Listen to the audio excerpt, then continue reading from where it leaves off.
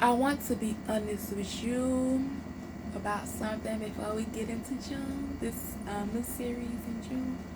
May was real tender. It was heavy, but it was tender. May asks us to look in the mirror and see what God sees. To lay down the distortions, face the wounds, do the healing work, and walk into the beauty of who we are becoming. And if you showed up, for May, you know it was not light. Baby! I'm sorry. It asks something real of every single one of us. But I told you at the close of May that June was coming and coming bold. I mean, coming in hot. And I meant that thing. Cause listen. Because here is what I have been sitting with. You can do the inner work. You can heal. You can recognize your beauty. You can walk in your purpose. And still find yourself bumping up against something you cannot fix by looking in the mirror. Something bigger than your personal history, something that was here before you were born and will require more than individual restoration to address. I'm talking about oppression, systemic, generational, structural, spiritual oppression. The kind that was not designed by accident. The kind that has a name, a history, a mechanism, and a legacy, a strong one at that. And the kind that God, long before Dr. Martin Luther King Jr., long before Frederick Douglass, long before Sojourner Truth, long before Medgar Evers, long before the Civil Rights Movement, long before the Civil War, long before any protest of policy, he looked at it and said, not on my watch. Welcome to June. Welcome to Onward Still, the journey to true liberation. I am SSQJ. For the ones who are new here, SSQJ stands for Susan S.Q. Johnson. And this right here, SSQJ Chronicles. This space, place, and channel is where we go deeper and deeper. So, before we go anywhere this month, I need to establish something because I don't want to send out no confusing messages or nothing. And I don't want to disrupt any cause any unnecessary disruptions. Because June is going to cover territory that is bold, that is confrontational with systems, and that is academically and historically grounded. Now, I do have the professional and academic background to talk about the empowerment, uplifting, and the issues of the Black community. I got the resume. Yeah, I ain't trying to back this literally, because there's a lot of people out here that's saying stuff, and I ain't gonna go there. I'm gonna be good. But I want to be clear from the very first episode where I stand when I speak, especially when it comes to the faith and scriptural aspect, because this is a place where Black empowerment, life lessons, and faith intersect. So I'm gonna address that with this thing right here. I am a lay person, lay person, and I love Jesus for real.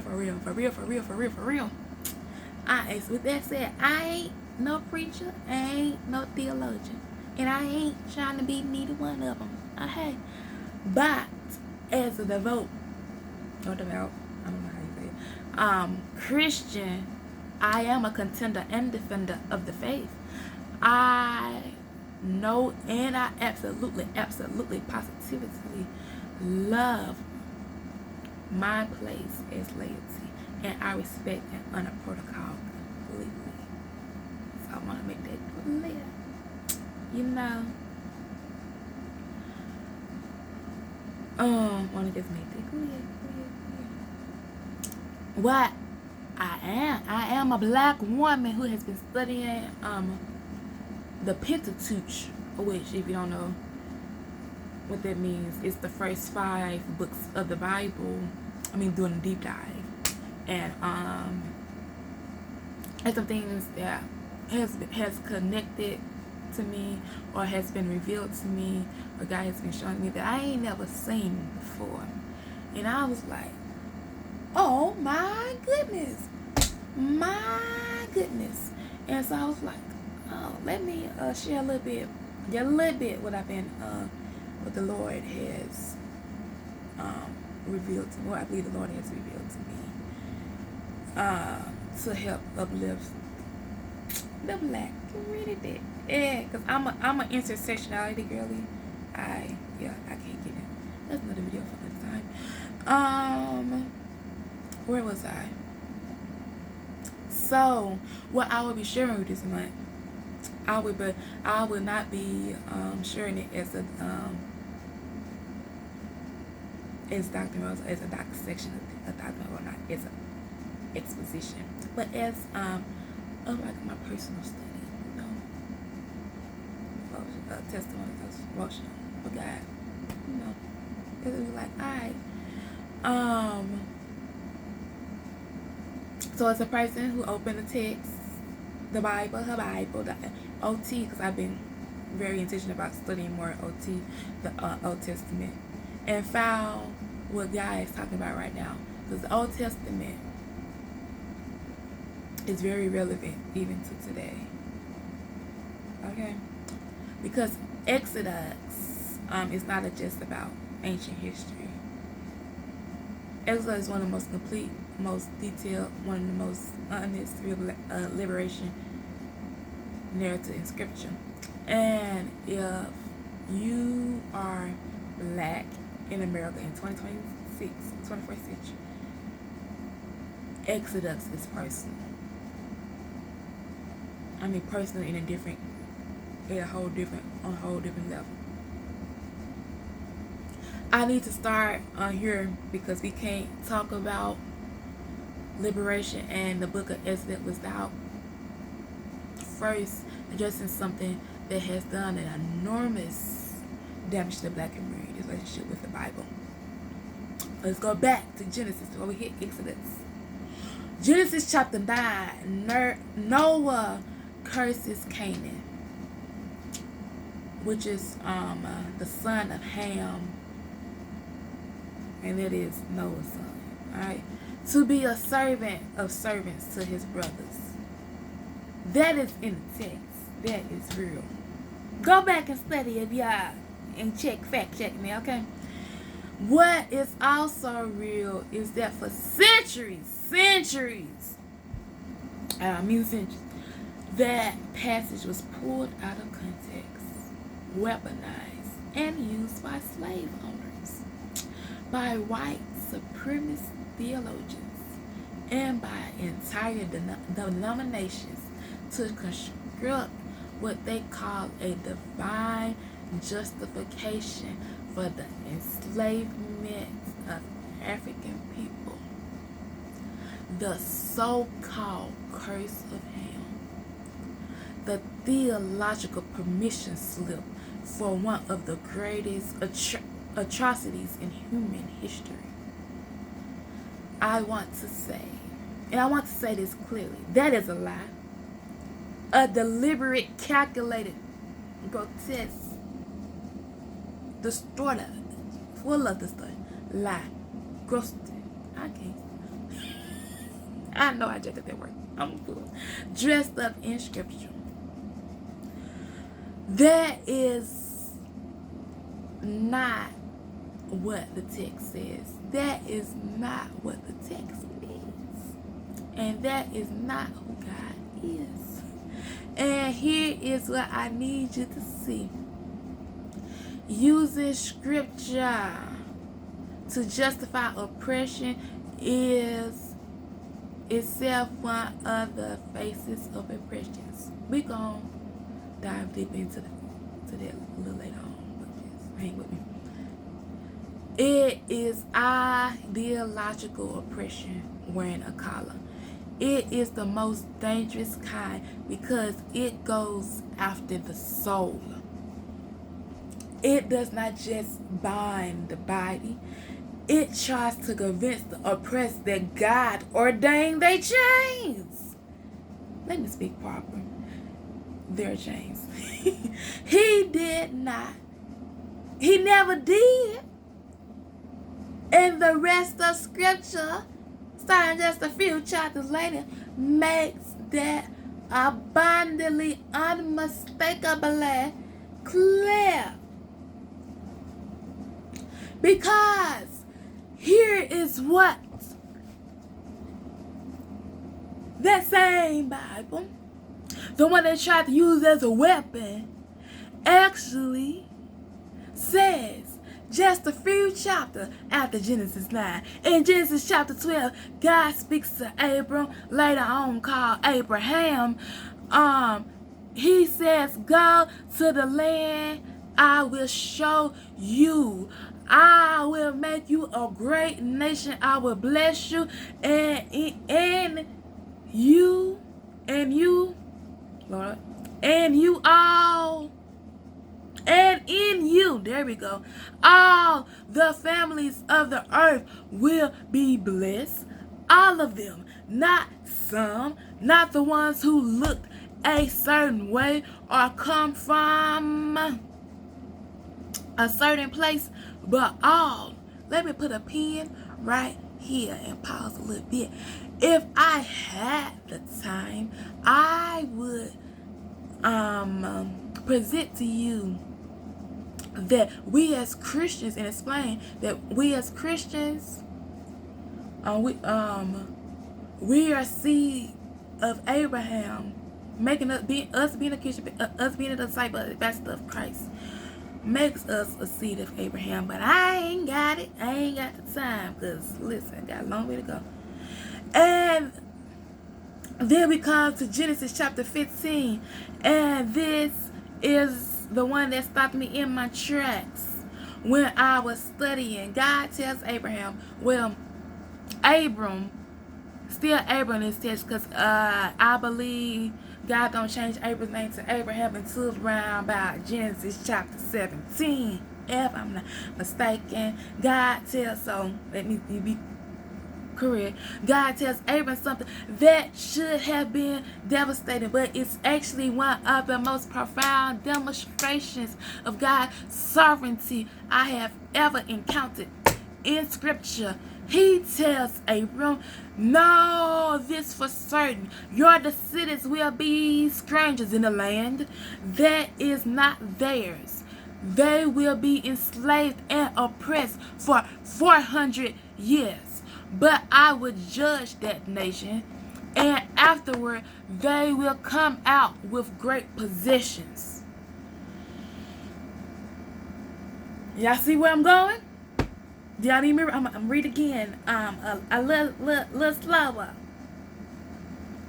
He tells Abram, know this for certain, your descendants will be strangers in a land that is not theirs. They will be enslaved and oppressed for 400 years. But I will judge that nation, and afterward they will come out with great possessions.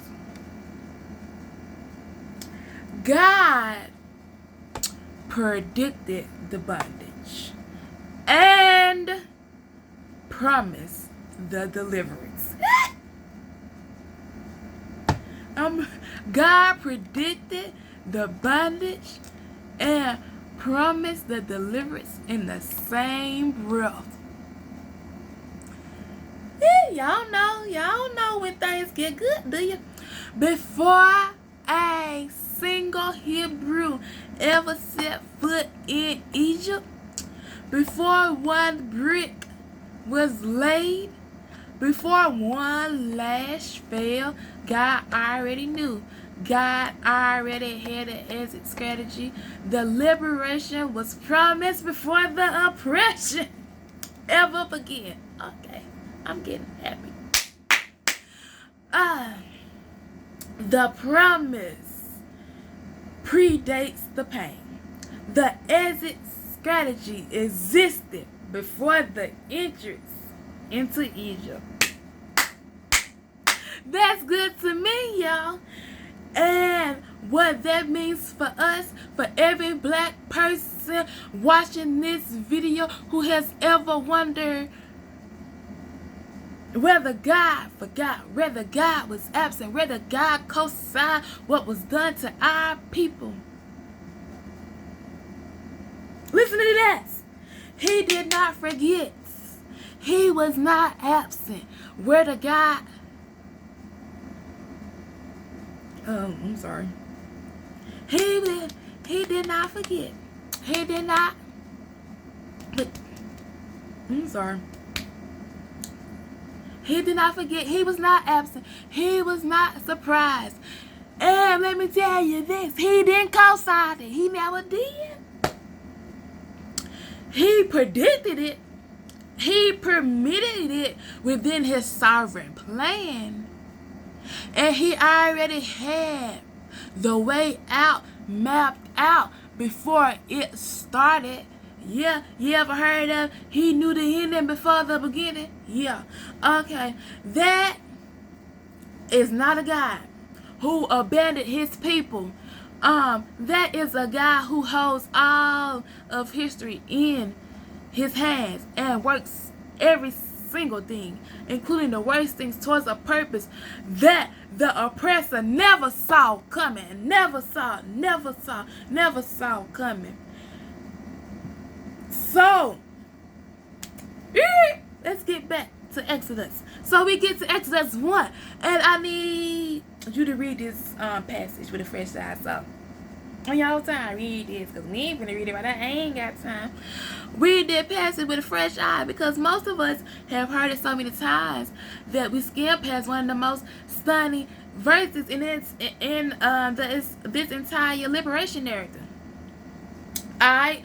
Pharaoh is threatened by the growth of the Hebrew people. He implements a systematic oppression campaign, forced labor, brutal conditions, a deliberate strategy to crush them through exhaustion and suffering. Sound familiar? Yeah. And Exodus chapter 1 verse 12 says, but the more they were oppressed, the more they multiplied and spread. The more they were oppressed, the more they multiplied. When Pharaoh designed the strategy of diminishment and demise, what Pharaoh designed as a strategy of demise became the very condition that produced multiplication. So what should have been destruction was multiplication. Okay. I'm getting excited. I'm trying to get it to excited because I don't want my speech impediments to flirt too much. Oppression was supposed to reduce them, but it did the opposite. The enemy's most aggressive weapon produced the exact opposite of its intended effect, because there was a hand on the people that Pharaoh could not see and could not stop. Alright? I need the black community to hear this and hear clearly what was done to us. The centuries of forced labor, the deliberate crushing, the systematic attempts to reduce and diminish and demise did not produce a diminished people. It produced the most resilient, most creative, most culturally generative, most spiritually grounded community this nature has ever seen.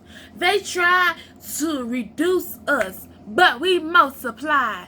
They tried to silence us, but we created art and culture that not only changed this nation, but it changed the entire world. They tried to erase us, but we built institutions, movements, literature, and legacy that will outlast every system that tried to bury us. That is Exodus 1 and 12 in real time. The more they were oppressed, the more they grew. Not because suffering is so beautiful, but because the hand of God was on a people that no Pharaoh then or now has the authority to destroy.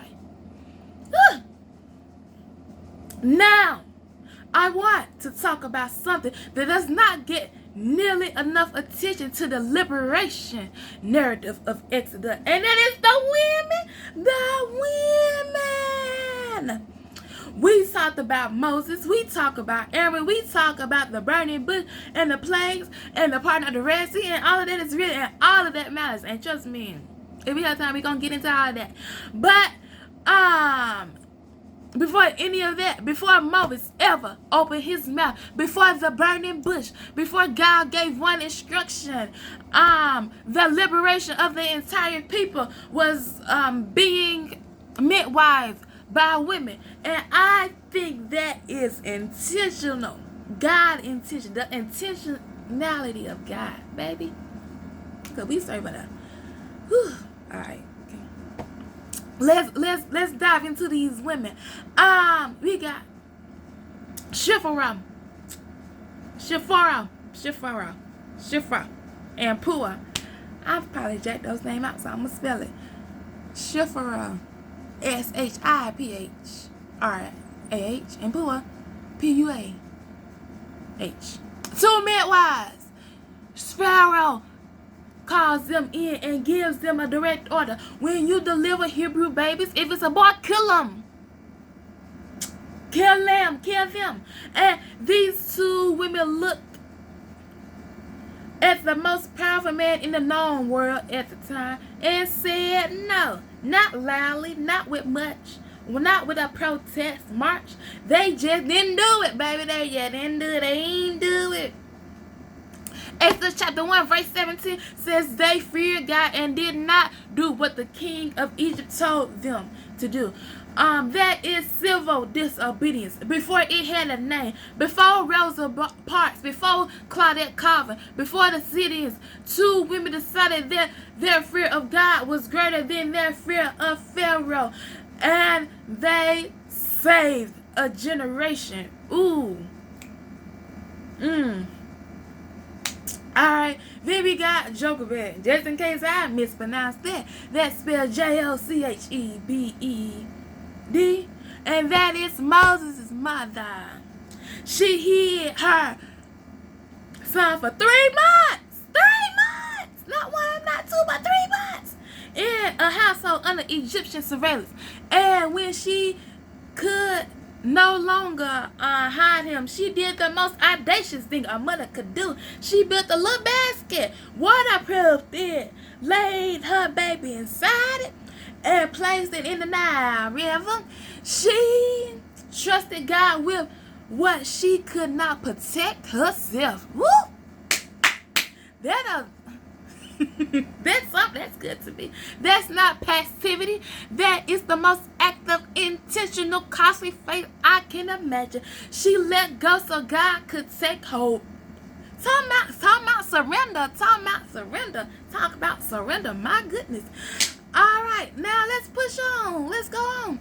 Marion, Moses' sister. She stood at a distance.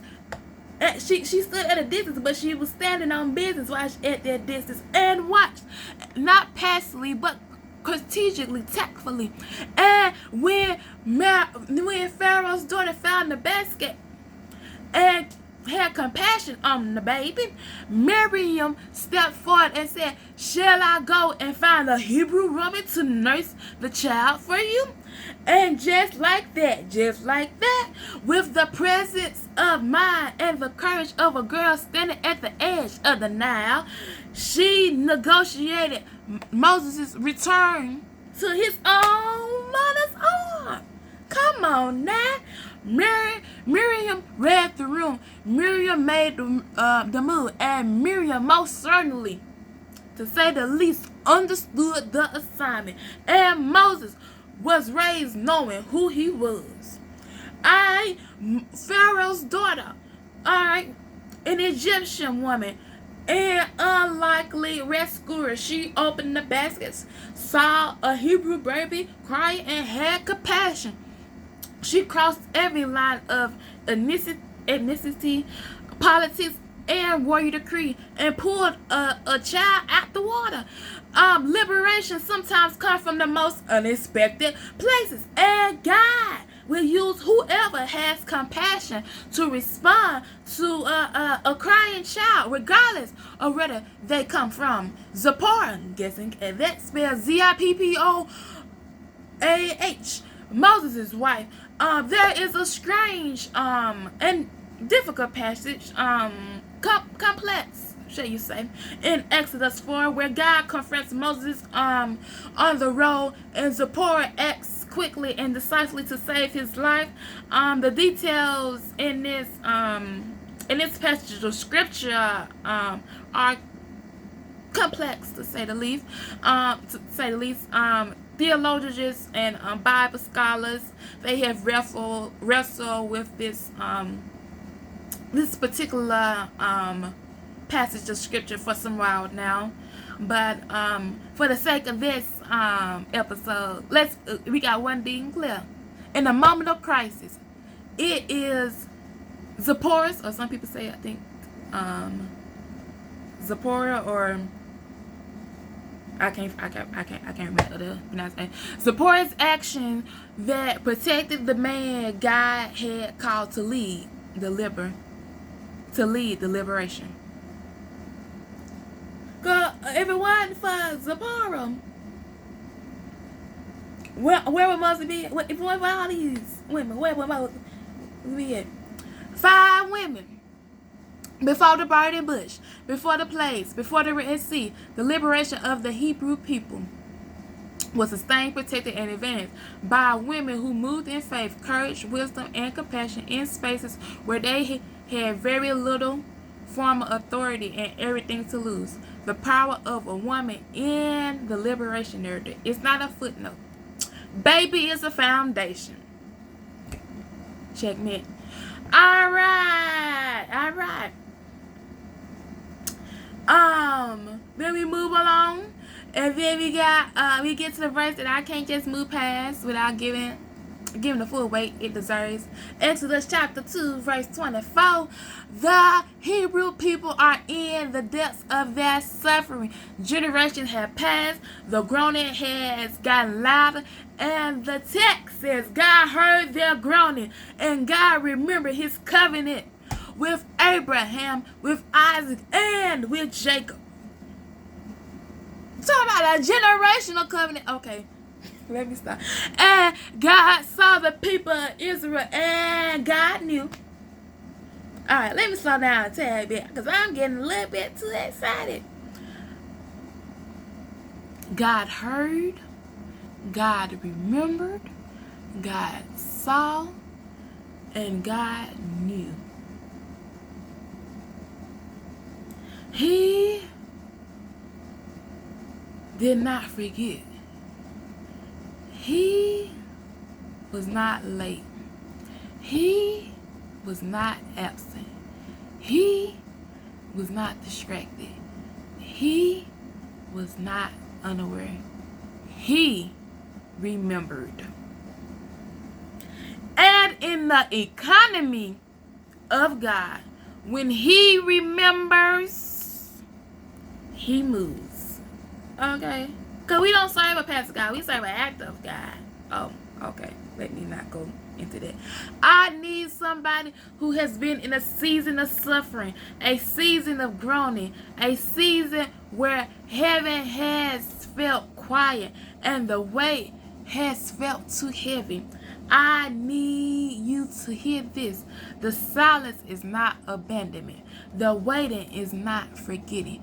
God sees you. God hears you. God knows.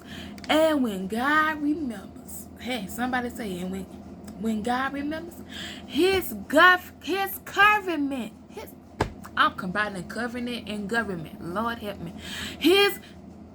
That's slick preach, but hold on. All right. No tangents this episode. His covenant over your life. Nothing stays the same. That verse is the hinge of the entire liberation narrative. Everything that follows, the burning bush, Moses, the plagues, the Red Sea, the wilderness, the promised land, everything flows from that moment, that one moment when God remembered. And everything that follows in your story flows from the same truth. He has not forgotten you. He has not forgotten us. And he is still in the business of remembering. Whew. So, now I want to bring all of this forward because the question for June is not just what happened to the Hebrews in Egypt. The question is, what does liberation mean for black people in America in 2026 and beyond? What are we still being called to be liberated from? And I want to name it honestly. Not with bitterness. I ain't bitter. Not with hopelessness, because baby, I'm full of hope. But with the same clarity that Moses walked into Pharaoh's court with. You cannot address what you refuse to name. Okay? I had a thought, but I can't share that on a public platform.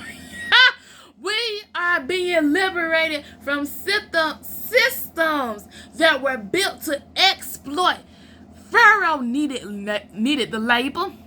He needed the production. And he needed to keep the workers too beaten down to demand anything different. Exploitation is not just ancient history. It is a present-day economic reality for communities that have been systematically excluded from the wealth their labor built. The wealth gap in this country did not happen by accident. It was constructed, and liberation means being free from the lie that it is our fault. Because it ain't our fault. Nah, it ain't. We are being liberated from marginalization, from being pushed to the edges of participation in social, economic, and political life, from having our voices excluded from the rooms where decisions are made about our communities, from being rendered invisible or treated as a problem to be managed rather than a people to be honored. We are being liberated from powerlessness, from the feeling, sometimes the reality, that we have no authority, no status, no ability to shape the conditions of our own lives, from a system that has historically said your voice does not count, your body does not matter, your future is not your own to determine. Whew. We are being liberated from cultural imperialism, from having our culture rendered invisible, stereotyped, or treated as inferior, while someone else's culture is held up as a universal standard.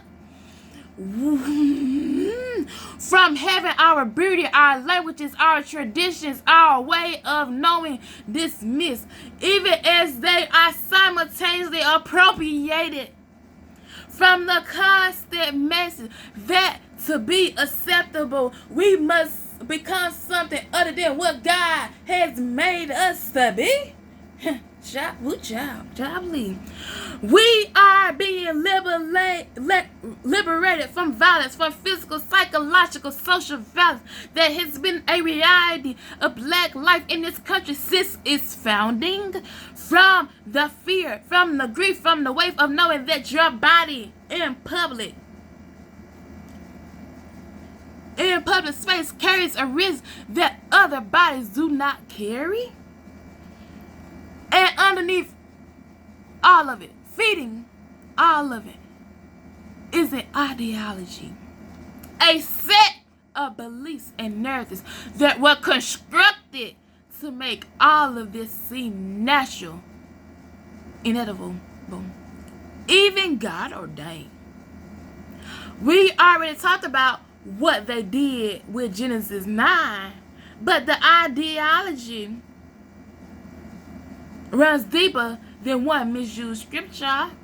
And there are some other misused scripture that I ain't got time to name up in here. It runs through our educational systems and our media narratives and our beauty standards. Hey, check out back April series video to you, and economic assumptions and criminal justice frameworks and 1,000 of other places. And the most dangerous thing ideology does is make oppression feel like this is just the way things are. But it is not just the way things are. It was built, intentionally designed. But hey, I got good news. What was built can be dismantled.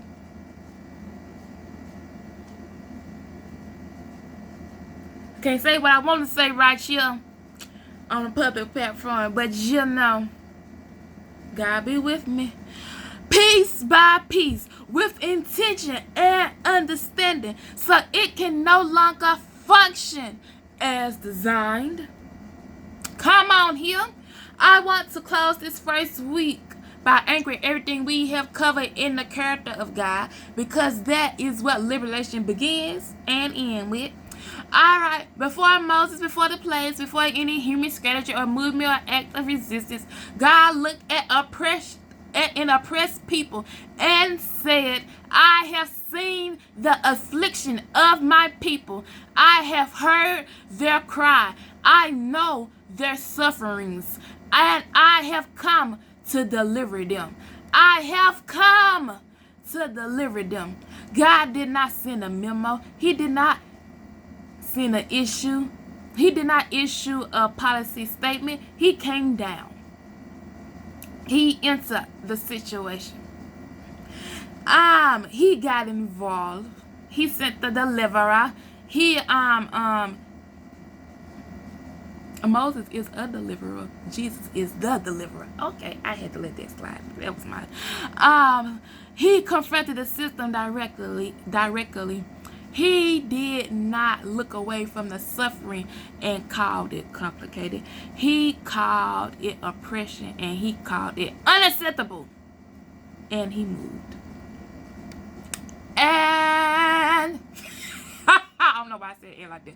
And the God who did that then is the same God who sits over 2026 and the years to come.